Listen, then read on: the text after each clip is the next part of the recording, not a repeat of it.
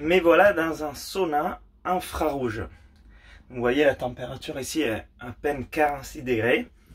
Ça va monter jusqu'à 60.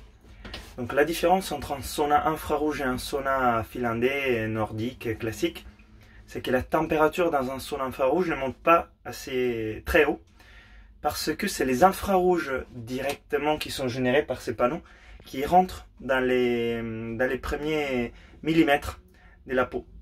On dit que ça rentre environ 4 mm, si je ne me trompe pas, pour avoir les bienfaits de la chaleur profonde directement par les rayons infrarouges.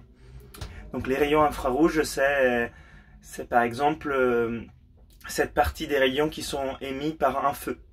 Quand vous voyez la couleur rouge de quelque chose, d'un métal, d'un feu, et vous êtes exposé, bah, votre peau absorbe les rayons rouges.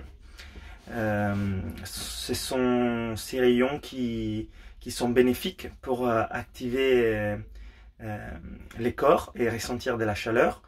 Et on voit la même chose dans un sauna, bien sûr, finlandais, par une chaleur qui monte et les pierres qui sont très chaudes. Donc il y a moins d'infrarouge, mais la température monte, donc tout autour, finalement, il y a des infrarouges. Les saunas finlandais montent en température jusqu'à 100, 110, 115. Donc nous, dans nos stages, par exemple, avec Inspire, on fait venir des saunas classiques, et on a fait déjà des saunas à 110, 115, c'est sec, donc on peut y rentrer.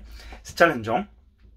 Et on les fait en alternance avec les bains de glace. Donc j'ai beaucoup cette question, est-ce que les saunas, c'est positif, ça fait du bien pour la santé, et surtout toi qui tu es instructeur Wim Hof, tu pratiques les froids.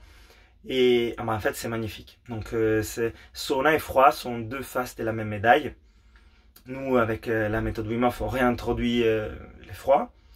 Et là avec les saunas on travaille sur la chaleur. Et c'est aussi hormétique. Parce qu'on monte bien au-delà de la température d'homéostasie des 37 degrés. Avec ça, à 60, on sauna finlandais, disons 100 degrés.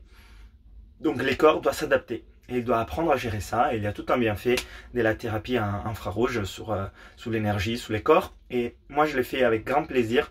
Parce que déjà, ça me détend. Je profite vraiment. C'est un moment, ça me fait du bien. Ça permet au corps de transpirer et de se détoxifier.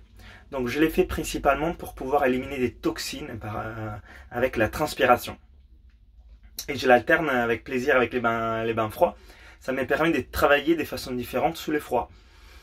Ouais, il fait chaud là. Alors, les froids, généralement on a toutes les étapes de préparation, avant, pendant et après. J'ai décrit ça dans une autre vidéo. Et si on fait les saunas, eh ben, on change la phase d'après. Avec les saunas, ça veut dire on se prépare, on fait un bain de glace, on sort, on va dans les saunas. Directement, on peut rentrer, on se réchauffe. On épargne de la chaleur au corps. Ça veut dire qu'on épargne de l'énergie. L'énergie des réchauffements du corps est produite par les saunas et pas par les corps même. Donc c'est moins challengeant. Donc on peut répéter bain de glace, sauna plusieurs fois. Et on a tous les bienfaits de la vasodilatation et de la vasoconstriction. Et donc on répète et on a un entraînement du système cardiovasculaire hyper efficace. Donc là, par exemple, je suis en train de transpirer et ça fait à peine 5 minutes que je suis dans les saunas infrarouges. Bon, j'étais déjà chaud quand je suis rentré, mais aussi parce que les infrarouges rentrent en profondeur rapidement dans la peau. Et donc ça me fait transpirer vite, même si je n'ai pas très chaud. C'est un peu différent par rapport à les saunas finlandais que j'ai fait, où je sens beaucoup la chaleur et ça me prend un peu plus de temps pour transpirer. Et là, c'était vraiment très rapide. À peine 5 minutes, même pas. Et quoi d'autre je voulais vous dire par rapport au sauna, c'est que finalement si vous pouvez alterner froid et chaud dans certains exercices avec les froids, ça vous permet de faire plusieurs allers-retours et c'est un exercice même agréable et ça fait du bien. Là j'ai évité de boire juste avant pour pouvoir éliminer des toxines et l'eau plutôt du corps cellulaire et pas éliminer ce que j'avais bu avant.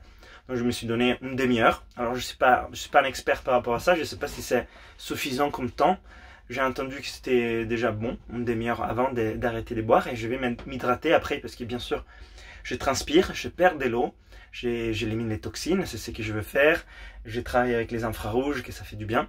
Et après, je me réhydrate. Donc voilà, par rapport aux questions que j'ai par rapport au sauna et au froid. Moi, j'adore. Je vais bientôt installer un sauna, je pense finlandais. je préfère. Ça monte un peu plus en température et par rapport à mon physique, ma santé, ça va. Mais effectivement, pour les personnes qui peut-être sont un peu plus faibles ou ils ont moins l'habitude de travailler avec les extrêmes des températures, les saunas infrarouges, ça peut être une bonne façon de commencer. Et c'est encore différent par rapport à la MAM où on a beaucoup d'humidité, la température n'est pas très élevée. Et moi, je préfère moins. Voilà, c'est au goût, je pense. Et je suis pour les saunas finlandais nordiques et l'alternance avec des bancs de neige et des bancs de glace. Donc voilà, on se retrouve dans un stage, si vous voulez, Inspire pour se faire un bon sauna, un bon bain ensemble. Et mon portable, je vais sortir parce que je pense qu'il n'aime pas trop les chauds. Allez, ciao!